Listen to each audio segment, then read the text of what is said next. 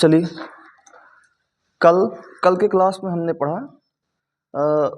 द्विघातीय बहुपद जो quadratic polynomial है। ठीक है, द्विघातीय, यह है कक्षा 10। ठीक है, चैप्टर कौन चल रहा है? दूसरा, बहुपद। क्या चल रहा है? बहुपद माने क्या होता है बाबू? इंग्लिश में क्या बोलते हैं इसको? पॉलिनोमियल। इंग्लिश में क्या बोलते हैं इसको? अच्छा, मैंने आपको कल द्विघातीय बहुपद के विषय में विधिवत पढ़ाया था। द्विघातीय बहुपद, द्विघातीय बहुपद। अब द्विघातीय बहुपद के विषय में जब मैंने आपको विधिवत पढ़ाया तो आपने उसमें ये चीज पढ़ा कि द्विघातीय बहुपद होता क्या है ना। फिर आपने ये पढ़ा द्विघातीय बहुपद की डिग्री, इंग्लिश में घात कहते हैं, हिंदी में उसको घात कहते हैं, इंग्लिश में क्या कहते हैं उसको? डिग्री। तो द्विघातीय बहुपद की डिग्री क्या होती है? सबसे बड़ी घात ही तो डिग्री होती है, तो क्या होगी? 2। क्या होगी? फिर आपने पढ़ा, फिर आपको मैंने पढ़ाया द्विघातीय बहुपद का मूल। तो उसके कितने मूल होते हैं? 2 मूल। एक मूल को हमने किससे रिप्रेजेंट किया था? अल्फा से, और दूसरे मूल को मैंने किससे रिप्रेजेंट किया था? बीटा से। फिर उसमें आता है, फिर मैंने आपको पढ़ाया था मूलों का योगफल। क्या? मूलों का योगफल। योगफल यानी अल्फा प्लस बीटा, वो क्या होता है? -b/। फिर मैंने आपको पढ़ाया था मूलों का गुणनफल यानी अल्फा इंटू बीटा, वो क्या हुआ था? C/A। फिर आगे आप लोग पढ़े थे तो मैंने आपको पढ़ाया था जो द्विघातीय समीकरण होता है या बहुपद होता है उसका सामान्य सूत्र भी मैंने पढ़ाया था आपको। ax² + bx + c, ये द्विघातीय बहुपद का सामान्य रूप है। फिर मैंने आपको इसी में पढ़ाया था कि अगर द्विघातीय बहुपद ax² + bx + c दिया हो तो कैसे इसका x का मान निकाल सकते हैं। मैंने आपको श्रीधराचार्य फॉर्मूला भी बताया था, याद आ रहा ना आपको? तो मैंने ये सारी बातें कल आपसे डिस्कस की थी। फिर मैंने आपसे विविक्त कर डिस्कस किया था, याद है ना? विविक्त कर d बराबर क्या होता है? b² - 4ac। रिवाइज किया ना आप लोग? b² - 4ac। तो ये मैंने इस पर ये भी डिस्कस किया था कि अगर विविक्त कर d बराबर 0 हो तो उसके दोनों मूल कैसे होंगे? समान होंगे। 2 मूल होंगे, दोनों मूल कैसे होंगे? समान होंगे और वास्तविक होंगे यानी रियल होंगे। क्या होंगे? फिर मैंने कहा था अगर डिस्क्रिमिनेशन यानी d जो है यानी विविक्तर जो है वो 0 से बड़ा हो, 0 से, तो उसके 2 मूल होंगे और दोनों ही मूल वास्तविक होंगे और असमान होंगे यानी समान अब नहीं होंगे। फिर तीसरा मैंने बताया था कि अगर d जो है यानी विविक्तर जो है वो 0 से छोटा हो जाए। किससे छोटा हो जाए बाबू? तब क्या करोगे आप? तब आप कहोगे अगर विविक्तर 0 से छोटा है तो वास्तविक मूल नहीं होंगे, काल्पनिक होंगे। क्या होंगे? और वो भी कैसे होंगे? असमान होंगे। क्या होंगे? इतनी बातें कल मैंने आपसे डिस्कस की थी। अब आज मैं आपसे द्विघातीय बहुपद के कुछ एग्जाम्पल्स दे रहा हूं और इसको आप लोग लगा करके मुझे बताइए। एक एग्जाम्पल मैं आपको दे रहा हूं 5x² या 6x² मान लीजिए। 6x² - x - 1, 6x² - x - 1 का आपको मूल भी दिखाना है। क्या दिखाना है? आपको मूल बताने हैं, इसके कितने मूल होंगे और कौन कौन से मूल हैं। ठीक है, मूल बताइए पहले इसकी, फिर इसका क्या बताइए मुझे, फिर इसका आप मुझे बताइए। इसको श्रीधराचार्य विधि से भी सॉल्व करिए, श्रीधराचार्य विधि से भी, दो विधि से सॉल्व करिए। मैं आज आपको दोनों विधियां बताने वाला हूं। इसी का मूल निकालने की आज आपको 2 विधि बताऊंगा, एक श्रीधराचार्य विधि और एक गुणनखंड विधि। ठीक है, श्रीधराचार्य विधि, श्रीधराचार्य, इससे भी आपको क्या निकालना है? मूल निकालना है। तीसरा आपको विविक्त कर निकालना है। क्या निकालना है? और आपको इसके मूलों की प्रवृत्ति बतानी है, मूलों की प्रकृति बतानी है कि कैसा मूल होगा, वास्तविक होगा, असमान होगा, समान होगा, ये भी आपको बताना है। और साथ ही साथ में आपको मूलों का योगफल बताना है। ठीक है, और मूलों का गुणनफल। इतनी बातें आज आप बताओ। ठीक है, तो कहो तो मैं बताऊं या तो आप बताओगे? चलिए मैं एक एक प्रश्न बताता हूं। ठीक है, सारे प्रश्नों को पहले आप लिख लीजिए तो फिर बताऊं मैं आपसे।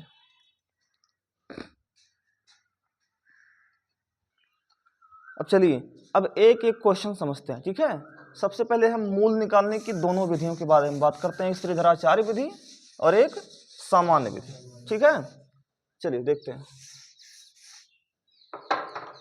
एग्जाम्पल क्या है, 6x² माइनस x माइनस 1, यही है ना। आपको दोनों विधियों से मूल निकालना सिखाना है। पहली विधि देखिए, पहली विधि क्या है कि आप 6x² माइनस x माइनस 1 को लिखिए। अब इन दोनों का आखिरी वालों का मल्टीप्लाई कर दीजिए। तो मल्टीप्लाई जब आप करेंगे 6 कम 6x² आएगा क्या, और ये सिंबल देखिए क्या घटाना है, तो घटाने पर कितना आना चाहिए, x आना चाहिए। कोई दिक्कत? तो मैं अगर कहूं आपसे 6x² माइनस, ऐसे ब्रैकेट लगा दो -1, कोई दिक्कत? मैं कहूं 3x में से 2x घटाया गया तो कितना x आया, 1x, और 3x का गुणा 2x में किया गया तो 6x² है। यानी घटाने पर 1x आया और गुणा करने पर 6x² आया। क्या मैंने सही किया है? आपको इसी तरह कुछ ऐसे ब्रेक करना है। आपको दोनों आखिरी वालों का मल्टीप्लाई कर देना है, और यहाँ पर सिंबल देखना, अगर यहाँ प्लस है तो जोड़ने पर, और अगर माइनस है तो घटाने पर। तो आपने जब दोनों आखिरी वालों का दोनों छोर का मल्टीप्लाई किया तो आपने देखा कि आया, गुणा करने पर 6x² आया ना। यानी गुणा करने पर आपको इसी बीच वाले को, किस वाले को, इस बीच वाले को कुछ ऐसा तोड़ना है कि जब आप गुणा करें तो 6x² आए, और जब आप घटाएं तो x आए। अब ये आपको अपने खुद के बुद्धि का प्रयोग करके करना है, समझ आ रहा? तो मैंने यहाँ देखा 6x² माइनस 3x होगा क्या, माइनस माइनस प्लस 2x होगा क्या, और माइनस में अगर मैं दोनों जगह कॉमन देखूं तो क्या यहाँ पर 3x आपको कॉमन दिख रहा है, तो 3 2 जा, बताइए 2x आएगा, और माइनस में क्या बचेगा, यहाँ जहां कुछ नहीं कॉमन है वहां क्या है, समझ में आ रहा है? और इन दोनों में क्या कॉमन दिख रहा, कुछ नहीं, जहां कुछ नहीं है वहां क्या है, 1 है। तो अंदर क्या बचेगा बाबू, 2x माइनस, मैं अगर यहां से आपसे बात करूं तो 2x माइनस 1, यहाँ भी 2x माइनस 1, तो 2x माइनस 1 कॉमन ले लेंगे तो यहाँ बचेगा 3x प्लस, कोई दिक्कत? अब अगर मैं इसको 0 के बराबर करूं, 2x माइनस 1 को 0 के बराबर करूं तो x की वैल्यू क्या आएगी, -1 उधर जाएगा तो क्या होगा, +1, इंटू का 2 उधर जाएगा तो क्या होगा, अपॉन 2। तो क्या ये 1/2 आएगा, बताइए, 1/2 आएगा, और इसी को हम बोल सकते हैं अल्फा। यानी एक मूल मेरा क्या आ गया, 1/2 आया। इसको मैं 0 के बराबर करूं 3x प्लस 1 को, 3x प्लस, तो x बराबर क्या आएगा बाबू, +1 उधर जाएगा -1, इंटू का 3 इधर आएगा तो अपॉन 3, यही तो आएगा भाई। तो ये मेरा क्या आ गया, बीटा नहीं आ गया, बताओ आया कि नहीं आया? तो इस विधि से भी कितना आया, 1/2 और -1/3। ठीक है, दो मूल इसके आए कि नहीं आए, और दोनों ही मूल कैसे आए, असमान आए और वास्तविक आए। अब इसका समझो, श्रीधराचार्य विधि, कौन सी विधि, श्रीधराचार्य। अब श्रीधराचार्य विधि अगर लगाऊं तो ये फॉर्मूला कहते हैं x = -b plus minus b² minus 4ac/4a, ये तो होता है, अपॉन 4a होता है कि 2a होता है, b² माइनस 4ac क्या होता है, अपॉन 4a ना। देखिए अब मुझे बताइए, अगर मैं b की बात करूं तो यहां आप तुलना करा लो, बोलो ax² प्लस bx और प्लस, तो a की जगह पर आपको क्या दिख रहा है, तो a की जगह पर क्या है 6, तो रखिए यहाँ पर x = माइनस b, और b की जगह पर क्या बाबू, b की जगह पर यहाँ कुछ नहीं है तो क्या है 1 है, तो b की जगह पर यहाँ प्लस और माइनस क्या होता है, माइनस, प्लस इंटू माइनस क्या होता है, तो b की जगह पर क्या है -1, b की जगह पर क्या है, तो क्या मैं यहाँ पर -1 लिख सकता हूँ, और माइनस तो पहले ही लगा था, कोई दिक्कत, कोई कष्ट बताइए, प्लस और माइनस रूट के अंदर b² यानी क्या, -1 का, और -4 इंटू a की वैल्यू कितनी है बाबू आपकी 6, और c की वैल्यू कितनी है आपकी -1 है कि नहीं है, प्लस इंटू माइनस क्या होता है, तो c की जगह पर क्या है -1, कोई दिक्कत, और अपॉन में क्या होगा 4a, यानी 4 इंटू a की वैल्यू कितनी है बाबू 6, कोई दिक्कत है? अब आप मुझे बताइए, माइनस माइनस +1 आया, प्लस इंटू माइनस रूट के अंदर -1 का स्क्वायर +1 और माइनस माइनस क्या हो जाएगा, तो 6 चौक, ठीक है। और अपॉन में क्या आएगा आपका, हाँ अपॉन में क्या आएगा 24, ठीक है। अब आप मुझे बताइए 1 ± 24 और 1 क्या होगा, और 25 का स्क्वायर रूट क्या आता है 5, कितना आता है, और अपॉन में कितना आएगा, ठीक है। अब बताइए एक बार मैं प्लस ले रहा हूं, एक बार मैं माइनस ले रहा हूं, एक बार मैं प्लस लूंगा और एक बार मैं क्या लूंगा, तो एक बार 1/24 आएगा और एक बार क्या आएगा 5 तो देखिए मैं एक बार अगर डिस्कस करूं यहां से तो x बराबर, एक बार प्लस लेता हूं तो 1 + 5 नहीं होगा, 1 प्लस और बटे क्या, ठीक है, एक बार हो गया, इसको हम कहेंगे। और एक बार क्या लूंगा 1 - 5, 1 - 5 बटे में क्या, तो 1 + 5 6, 6/24 क्या होगा, 6 चौक के, तो क्या 1/4 आएगा, बोलिए 6 चौक के 24, तो क्या 1/4 आएगा। ए बाबू तुम लोग गड़बड़ कराए हो, जो यहाँ 4a नहीं होता, अपॉन में 2a होता है, क्या होता है फॉर्मूला, अपॉन में 2a, 2a नहीं तो 2 कर दीजिए उसको, हाँ 2 × 6 = 12, ठीक है। फॉर्मूले में क्या होगा, अपॉन में 12, यहाँ क्या आएगा 12, यहाँ क्या आना बाबू 12, देखिए तो 6 और 1 क्या आ जाएगा, 6 6 2 = 12, तो 1/2 आया कि नहीं आया, यहाँ -4/12 यानी क्या आएगा -1/3। तो यहाँ भी देखिए, यहाँ भी मूल 1/2 आया था, यहाँ भी मूल कितना आया 1/2, यहाँ मूल -1/3 आया था, यहाँ भी मूल -1/3। तो ये आपके दोनों ही मूल समझ में आ रहे हैं। एक विधिया ये विधि है आपका गुणनखंड विधि, और ये विधि कौन सी है आपकी, तो श्रीधरा 4 विधि से भी समझ में आ रहा होगा और इससे भी समझ में आ रहा होगा। -b + -b² - 4ac/2a, गलती से मैंने 4a लिखवा दिया था कल, ठीक है, उसके लिए माफी चाहेंगे। बाकी आपको समझ में आया है, दोनों मेथड समझ में आया हो, लिख लीजिए इसको।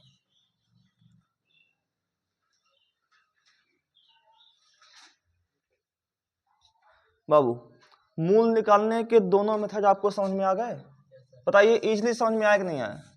अब मैंने आपसे क्या कहा था निकालने को, पहला क्वेश्चन मैंने समझा दिया, दूसरा क्वेश्चन भी मैंने समझा दिया, तीसरा प्रश्न मैंने क्या पूछा था आपसे, मैंने आपसे कहा था कि विविक्त कर निकालिए, क्या निकालिए, विविक्त कर निकालिए, विविक्त कर। तो विविक्त कर डी का फॉर्मूला क्या होता है बाबू, b² - 4a। अगर मैं तुलना कराऊं इसको तो क्या ये ax² + bx + c से अगर मैं तुलना कराऊं तो a की जगह पर क्या दिख रहा है आपको, क्या दिख रहा है, मैं कहूं b की जगह पर क्या दिख रहा है, तो प्लस इंटू माइनस क्या होता है माइनस, तो -1 दिख रहा है। c की जगह पर क्या दिख रहा है, तो प्लस इंटू माइनस क्या -1 दिख रहा है, बोलिए। तो अगर मैं कहूं विविक्त कर d बराबर क्या होगा, तो कहोगे b² यानी -1 का -4 इंटू a की वैल्यू कितनी है बाबू मेरे 6, c की वैल्यू कितनी है, तो -1 का स्क्वायर +1 - 4 × 6 = 24 प्लस माइनस माइनस क्या हो जाएगा, तो +24 प्लस, तो 24 और ये कितना हो जाएगा, तो क्या d बराबर 25 आया। तो अगर आपसे कहता कि खाली विविक्त कर निकालिए तो विविक्त कर d बराबर क्या आता 25। अब मैंने आपसे और भी क्वेश्चन पूछे थे, मैंने कहा था कि मूलों की प्रवृत्ति भी बताइए, मूलों की प्रकृति कैसी है। तो मुझे आप बताओ भैया, क्या d जो है वो 0 से बड़ा नहीं आया है, आया कि नहीं आया, और अगर d 0 से बड़ा आएगा तो लिखेंगे अतः मूल वास्तविक तथा असमान होंगे। मूल कैसे होंगे, वास्तविक तथा असमान होंगे।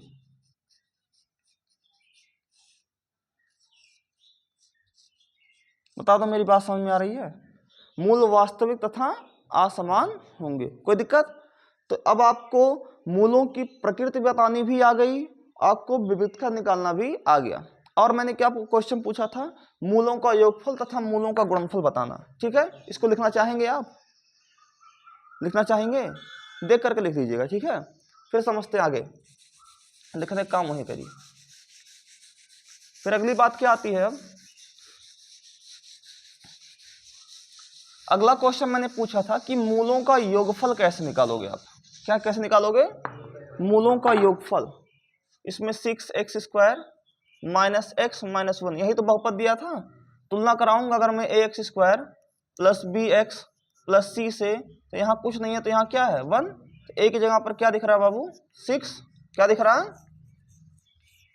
b की जगह पर क्या दिख रहा है -1, और c की जगह पर क्या दिख रहा है -1। कोई दिक्कत? फिर मैंने कहा था कि आपको क्या निकालना है? मूलों का योग। बताइए क्या हुआ? मूलों का योग।